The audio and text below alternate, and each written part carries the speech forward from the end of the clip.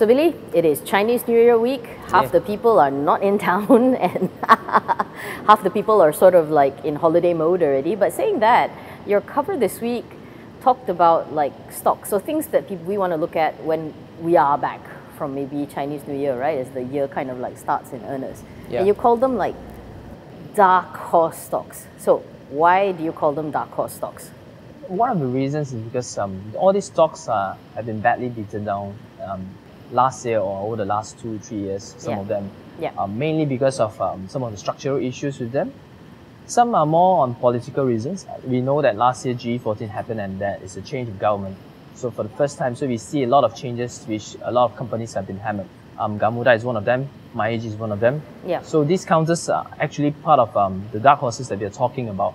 Part of the reasons is, I'll just give you some of the examples based on the companies that we have here. Yeah, because you've got like FGV Holdings, Genting, Imari, Amatron, Media Prima, guys who have been in the spotlight and not for the right reasons, for sure. That's right.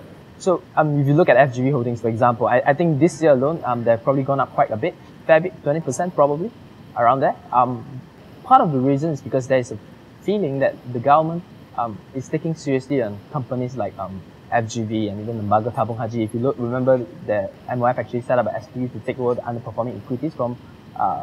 giving them a clean slate, essentially. Yeah, that's right. So for FGV, there's a perception that the government will want to make sure that FGV is a success story so that the founder and the settlers, that they are happy, you know. Yeah, so, that they feel confident that they voted for the right government, so you see that restructuring that's being done and all that. So, and the chairman, Datuk, will actually come out and say that, you know, that we're going to clean the slate, we're going to turn over around. But the question remains is that, you know, can they perform? I mean, FGV, for the longest time, remember, they've never been doing well. You know? No, they haven't. I mean, it's like you've got almost like, you've had all the ingredients, but you've never been able to sort of go into up to even like what the IPO price was at one point, right? Yeah, so if you believe that they can perform and the government is going to make sure that they perform, then it's something that you want to be having a position in, and I think that's why it has run up at the beginning of this year. So you have something like MyEG services, for example, that's another government-linked kind of issue because you don't know whether their contracts have been renewed, but they've always been on the buy list for so many analysts for so long, but now they're beaten down. Is that why they're worth a sort of punt? Yeah. Or look? MyEG is on the other hand of it, you know, the other side of FGV. FGV probably is in favor. MyEG, you know, their perceived connection with the previous administration doesn't do them any good. So there's this concern, you know, May 2020, I think that's when the concession will be up for renewal. So you want to, if that's going to affect them, then that's going to affect a lot of their earnings. So that's really a key. But aside from political risk, if you look at MyEG itself, it's well run, it's efficient. I'm not sure if you use MyEG, but I do. Yeah, mostly for Saman. So it is efficient and it is expanding overseas. Balance sheet wise, it's healthy and all that.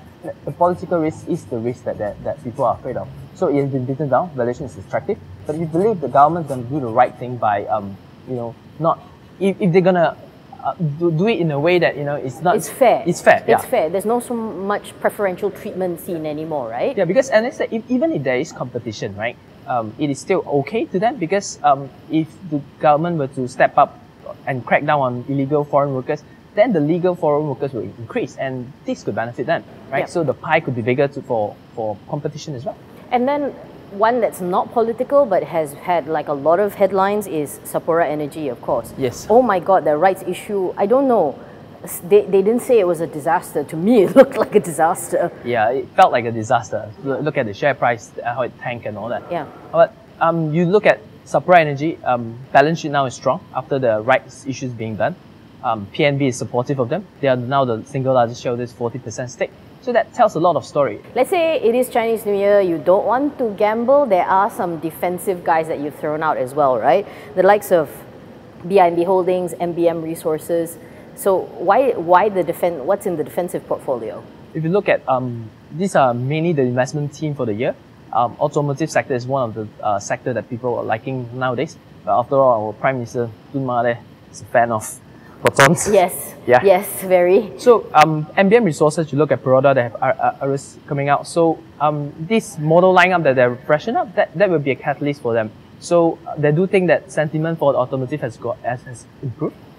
And then BIMB, I think the worst is over for them. The concern on margin compression and all that is no longer there. The Takafu is doing well. So if you look at the analysts, 9 out of 9 have buy call for these two counters. For more on the stories, pick up a copy of the Edge Weekly at all good newsstands.